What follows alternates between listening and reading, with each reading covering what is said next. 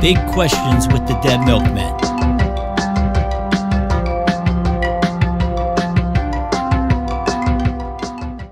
Oh, hello, everybody. Every now and then somebody will ask me, do I have any famous friends? And I always say, yes, all of my friends are famous. That's the way I like to think of it. If you think of all of your friends as celebrities, you'll always be surrounded by A-listers. Remember that. That's a tip from your Uncle Rodney. Now, the thing is that society doesn't feel that way. Society puts celebrities in these different categories, all the way from the lowest Z-lister all the way up to Scientologists. So that brings us to tonight's question, which is, have you ever had an encounter with a less than A-list celebrity? And if so, please tell us about it. So I'm going to start, obviously, since I had this question, and I'm going to have to bring back something I said I would never do. I'm going to bring back Popsicle Stick Theater. Ooh, yes. It's the return of Popsicle Stick Theater. The year's almost done, and I've got some money left in my props budget, and I had to use it all. I don't get any more money in my props budget. So this story involves me and our road manager, Dan Mapp, walking in I think the 80s, late 80s or early 90s. We're walking down Sunset Strip in Hollywood. Now, there's something you should know about Dan Mapp. He's the king of the smartasses. He is an absolute smartass. One time we were crossing the border, folks, from America into Canada, and the man at the border said, "Do you have anything to declare?" And without missing a beat, Dan Matt went, "Well, I do declare you're the handsomest man I ever did see." And I'm sitting here in the passenger seat like this. Oh, God. Oh, God. So Dan Mapp and I have been walking through LA, and we kept noticing back then there was a thing called the LA air hug and air kiss. And people would hug each other, and this is way before COVID. Yeah, they would hug each other, but they wouldn't make contact. And we kept seeing it everywhere. So Dan and I are walking down the street acting like two LA agents, like, sugar baby, sweetheart, loving what you're doing, loving. And so we see a man and a woman doing the air hug and air kiss. Now, in my recreation, the woman will be played by Tilda Swinton. So, hello, Tilda Swinton. And so she's here and she's hugging. We can't see the guy. We can just see the woman that he's hugging. So the guy's got his back to us. So Dan Mapp, being a smartass, says, "You're beautiful, sweetheart." At which point the man says, "Thank you," and turns around to reveal he's none other than Richard Simmons. Here's the thing. Richard Simmons is like a cryptid. It's like Bigfoot. You don't expect to see him in the wild. And when you do, And you got to understand, folks, we travel in what is like an eddy in the stream of reality. All this strange stuff happens to us. So it's like you're on a soap opera. It's like special guest star or a TV sitcom, special guest star, Richard Simmons. So Richard Simmons is like, he's like, "Thank you." And if you thought about it later on, if you knew you were going to meet Richard Simmons, you'd have like a million questions prepared. Just General Hospital alone. His stint on General Hospital, you'd have to ask him stuff. But we're like, it's Richard Simmons. Of course it is. So Dan and I are asking Richard Simmons if he would, don't forget about me. I haven't forgotten about you, Tilda. If we're asking, I could play Richard Simmons. Yes, you could, Tilda. We're asking him hey, listen, we got a show tonight. A band called the Dead Milkmen. Would you like to come out? Now, most people, when you ask them that, will give you, they'll blow you off. Like, oh, I'd really like to, but Richard Simmons wanted to go, and he was mad he couldn't go because he was filming a commercial the next day. So Dan and I both look at each other, look at Richard Simmons and go, "Sweating to the oldies too?" And Richard's like, "Yes." So, and I have no desire to meet Tom Cruise or anybody like that. Not a thing, but I'm so glad I met Richard Simmons, because he was so nice and he was everything that you would expect Richard Simmons to be. And I was really super happy. And we shook hands, parted. We could have air hugged him, I guess, but it was really, really wonderful to meet him. And I think, when I think of celebrities, this is the sort of celebrity I would like to. I was there too. Oh my God, guys. It's New York Congressman-elect George Santos. I was there. George, Yeah, I don't really recollect you being there, George. Well, I was very busy at the time. I was writing, directing, and starring in a movie called Back to the Future. George, I wasn't sure that you were in that. It was just a few years before I killed Osama bin Laden. Okay, George, thank you very, very much for being on Popsicle Stick Theater. I'm sure you'll be a recurring guest. So that is my tale of meeting Richard Simmons. I'm also Richard Simmons, and having just the best day of my life. So Rodney was, I'm going to go out on a limb and guess, was Richard Simmons wearing a tank top and short shorts? No, like that would have given him away. I think he had on like the parachute pants. Okay. But everybody in LA, and you would think with the semi-fro from the back, you could recognize Richard Simmons. But no, and just the joy of that is burned into my head forever. Him going, thank you, and turning the reveal was so great. It was like something out of a sitcom. But you know how like we've all gotten used to such high strangeness that like it doesn't blow you away. You're just like, oh yeah, Richard Simmons. All right, Joe, I believe you might be next. Okay. I got to meet, I think this is definitely on a Dead Milkmen tour. I don't remember the exact year, but I think it was in the 90s. And I got to meet one of my childhood heroes. This was after the show that Dead Milkmen had in Vancouver, British Columbia. I was found myself back at the hotel with some hotel guests, or at least one hotel guest.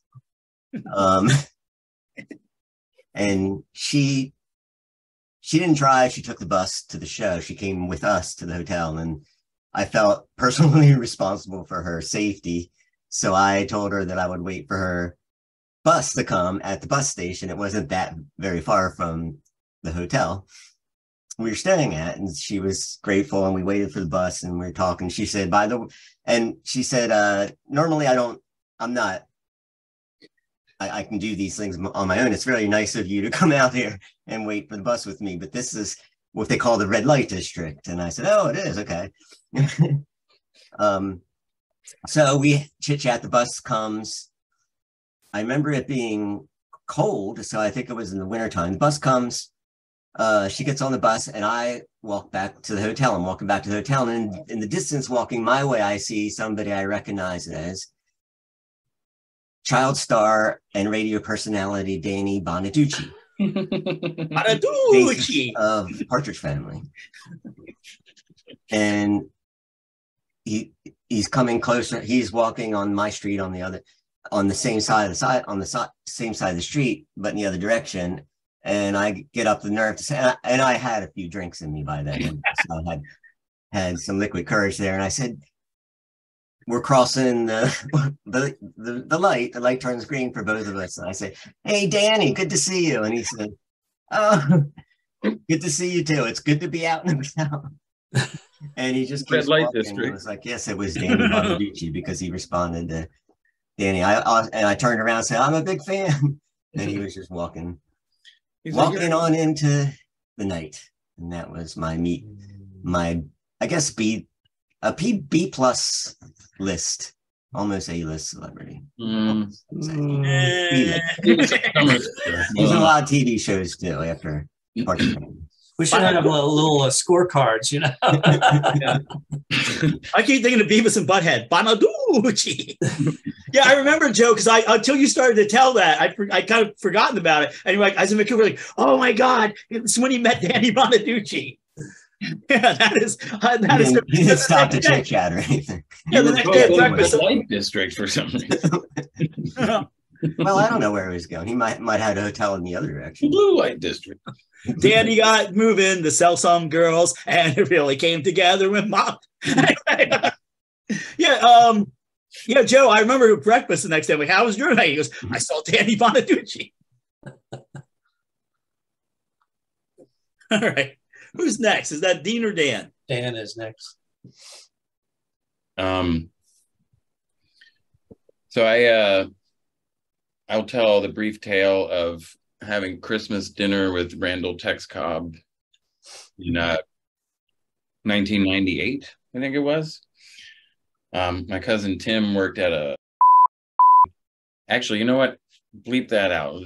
He worked at a chain restaurant in a mall, the Springfield Mall. And one of the frequent patrons was Randall Tex Cobb.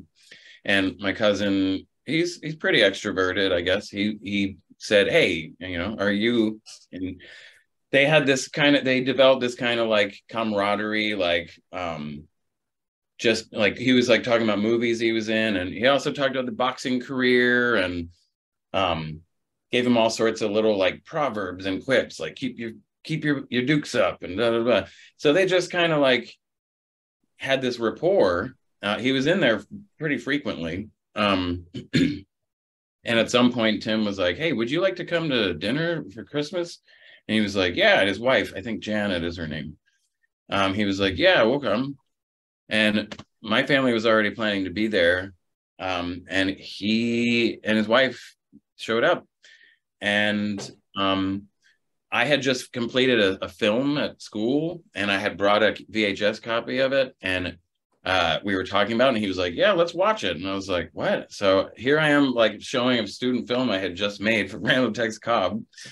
And for those who don't know who Randall Tex Cobb is, he was a professional boxer. Apparently, I just looked up, he won like 42 fights or something, which is no small number. Maybe it was 52. I don't know. But he was like a bit actor in like a lot of movies. And what I first saw him in, and what was most impactful for me, was Raising Arizona. He plays like the bounty hunter, like bad guy. And so that's how I always just see him. And he's got this great laugh. It's like, ah, ah, ah, ah. And my aunt's brother from Holland was visiting for Christmas, and he has a laugh that was like, ha, ha, ha. So the two of them laughing about stuff in like stereo, it was amazing. The whole thing was kind of surreal. And what got even crazier is a few years later, I was working at a block, you can edit that out too, on South Street. And he was a frequent patron there as well. And at one point I was like, hey, I don't know if you remember I had Christmas dinner with you. And he's like, nah, I don't remember. And I realized, you know, he's a boxer. He probably lost some memories. Fast forward to 6 years later, I'm working at the foods on, you can edit that out too, on Callow Hill Street in Philly. And he's there and he buys soup like twice a week. And I've talked to him, and I decided not to even bring up the possibility of having met him before. And I just, these 3 different occasions, having like different interactions with none other than Randall Tex Cobb. So he's, I guess, has he passed away since then? Yeah, he's still alive. I just looked it up. I remember he got his degree from Temple in like 2008. I remember talking to him when he was coming into Whole Foods that he was like going to school and stuff. Is he like a Delco resident still, or just he's still in the area then? He lives in Philly somewhere. Yeah. I guess he grew up in Texas, but he's been in Philly for a long time. Also at that Whole Foods, the guy in 12 Monkeys, I can't remember his name, but he's the guy that like releases on the plane. He like releases it at the end. Spoiler alert. He always plays like a bad guy. He shopped at that Whole Foods too. And I went up to him and I was like, I didn't know what to say, but I wanted to say something funny. I was like, hey, aren't you the guy that kills everybody at the end of 12 Monkeys? And he was like, yeah. And he's like looking at some product, and I was like, oh, okay. Don't want to continue talking. I get it. I saw one of the girls from Bad Girls Club in that Whole Foods. Yeah, that was absolutely amazing. Yeah. I was in 12 Monkeys too, George. No. I was killed in 9. George, no. Okay, I guess it's my turn now. Yeah. Maybe it's that kitty, famous kitty. Yes, the kitty makes a reappearance. Does anybody remember Pauly Shore? Yeah, we saw. So my brush with somebody semi-famous is Pauly Shore. I guess he's pretty famous. I was Milkmen were on tour again, probably staying on the Sunset Boulevard or Hollywood Boulevard, staying at the Best Western across the street from the Riot House, where we had many a good time and a party. And I went down the street, I wandered down the street to a liquor store, probably to buy party supplies. And I'm waiting in line, and lo and behold, the person in front of me is Pauly Shore. This is probably late 80s, early 90s, probably when he was first becoming famous. And, you know, he was he was on MTV as a VJ, and he had a character which he called the Weasel, Pauly, the Weasel.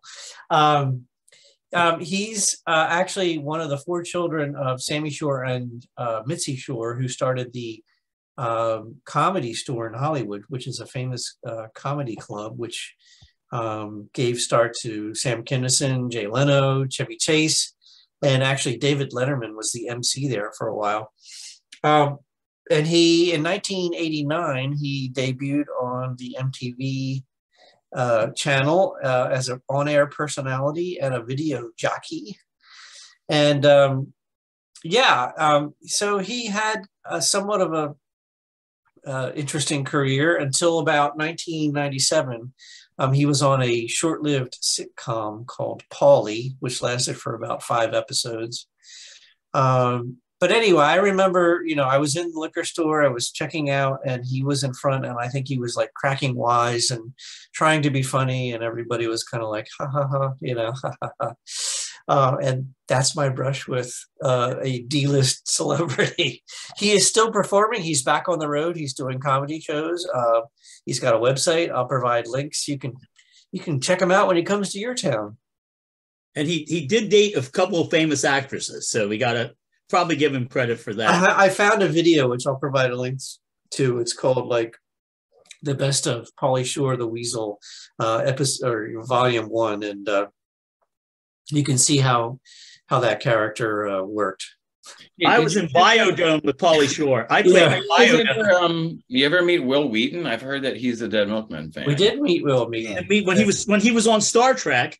Although I wouldn't consider him, I consider him not a B, or I consider him an actual celebrity. He was actually I remember meeting him when he was really young. He was really young, yeah. When he was in Virginia, I think, and he was filming. What was that movie called? Little Soldiers or something? Toy Soldiers. Yeah, Toy Soldiers. Yeah.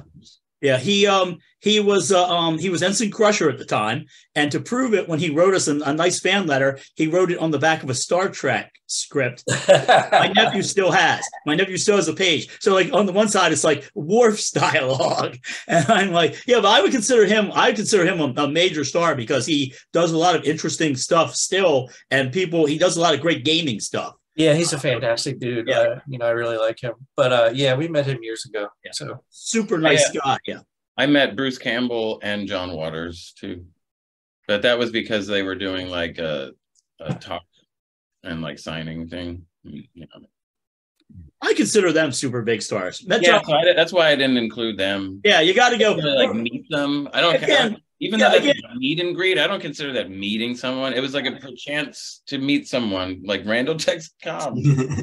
Yeah, the thing is that also we're doing what society considers to be like lesser celebrities, but we consider to be huge stars. Yeah. I waited in line to have Bruce Campbell sign a rare VHS copy of Evil Dead that I had. I'm pretty sure most people could pick out Bruce Campbell in a lineup, maybe because of the chin or not. Okay. He's in Darkman at the end.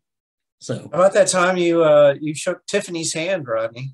Yeah, that's not good. Also, we did a benefit with Debbie Gibson. Don't forget. You're not alone now, Tiffany. Yeah, that was when we had the rubber worms. We used to travel around with the rubber worms, and Matt used to pretend to be Slash, and he had the top hat. And then I walked up and I went to shake her hand. I had all the rubber worms. I took it back, and she froze. And yeah. Anyway, people, these are horrible stories that we will share with you. Maybe we'll have a whole episode called "Horrible Things That We Did and We Kind of Regret Now." So. All right, so are we ready to move on to recommendations? Sure. I'm going to take a sip of beer. That beer is a celebrity now because it was on the TV. So first thing I want to recommend, and this video is, I believe, 18 or over, and you'll see why at the end, but Pussy Riot have a new video out called Mama Don't Watch TV, and it is amazing. The song is great. The video is Pussy Riot are the last punk rock band left on the planet. They're the last band that can really say we are a punk rock band, and because they don't want to sell you T-shirts or some dusty old vinyl. No, they want to kill Putin and overthrow the everything. So the patriarchy, that's what I'm looking for. So yeah, I'm a big fan of Pussy Riot, and I am a huge fan of this video. Please give it a watch. I wish we could get away with the stuff that they do at the end of this, or at least do it, because it's really, really good. So, and also I've said in the last punk rock, people don't call things punk rock that aren't punk rock. I mean, if you say, well, I'm a big fan of of the Cuckoo Crazies from Austin, Brooklyn, Portlandistan, and they're 5 guys with beards, and one of them plays the accordo banjolin, and they sing songs about the Transformers. If somebody beats your ass for calling that punk rock, don't come crying to me. All right, so the up next, what I want to recommend, I'm actually recommending something that I did, which is rare, but I did an Introduction to Grooveboxes video. It's over on my channel, and I did it because I got tired of people asking me about my Groovebox when I was doing gigs, like, what is that? What does it do? So I did the best I could over a couple of days, and it is out there, and you can watch it, and maybe you'll learn something. I thought it would answer a lot of questions, but it just generated more questions. So, and then the last thing, only because somebody asked about this last week, what I'm drinking, the beer I've been drinking. This is store-bought is fine from our friends at Stickmen Beer. It's a Philadelphia thing, okay? It's like Yak Fest and playing upstairs at clubs. It's a Philadelphia thing. So those are my recommendations. So please watch the Pussy Riot video. I mean, it is everything that you want out of a punk rock band. It is really, really good. I recommend that if you are driving a vehicle, do not be under the influence of alcohol or mind-altering substances. Mm-hmm. That's Thank you, Joe Friday. I don't have any other recommendation. Have a happy new year.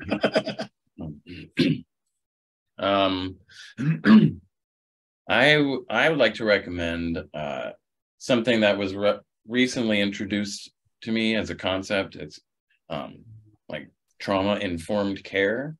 It's I work for a mental health facility. I'm like a porter, so like I'm basically a maintenance guy, but for a ton of buildings, including some residential buildings of what they call consumers. And I had to do this training, like computer-based training, about being sensitive to the people that you work with and work for. And in this kind of environment, it makes sense because of other people with trauma and other kind of mental health concerns. But I'm finding, like, if I kind of take a similar approach to everybody, it makes things feel like I feel like less anxiety and stuff. I feel like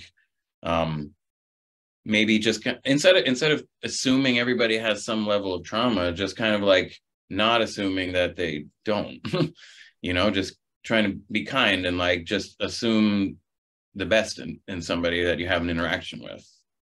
So yeah, and happy fucking New Year. Which is traumatic in South Philly. My recommendation is pretty basic too, which is I've had the benefit of being able to take some time off at the end of the year here.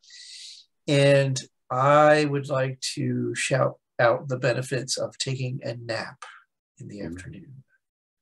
I don't often get to take a nap, but I have been taking just a short little nap, maybe 45 minutes to an hour, and it just kind of takes the edge off. So that's good. So if you can get a nap in, take advantage of it. I had the 20-minute nap down to a science. I'm not going to say which job it was, but I was able to take a 20-minute nap every day. I didn't even have to set an alarm at some point. I could close my eyes and then 20 minutes later, and I shit you not, I was like refreshed. I agree, Dean. I haven't been able to do that in a while, but naps, if you can, do it. I haven't slept since the Ford administration. I don't nap because these puppets aren't going to make themselves. Right? I don't have time to take off, okay? I founded the Dead Milkmen. George, no. George, we found out you had a wife and your mother didn't die in 9/11. Yes. Oh my God! The gift that keeps on giving. George Santos, I gotta say. At first, I thought it was Charles Nelson Riley. No, don't insult Charles Nelson Riley. Although he does kind of look like Guillermo. If you get him the right way, it looks like Guillermo from What We Do in the Shadows. But I don't want to insult Guillermo. But no, I wrote what We Do in the Shadows. Well, that was an exciting episode. We touched a lot on celebrity, and I think the celebrities also touched us. Hey guys, maybe the real celebrities were the friends we made along the way. It's all of you, but probably not. Happy New Year, everybody. Whatever. Do your New Year thing, but do it in the corner where I ain't got to see it. Okay.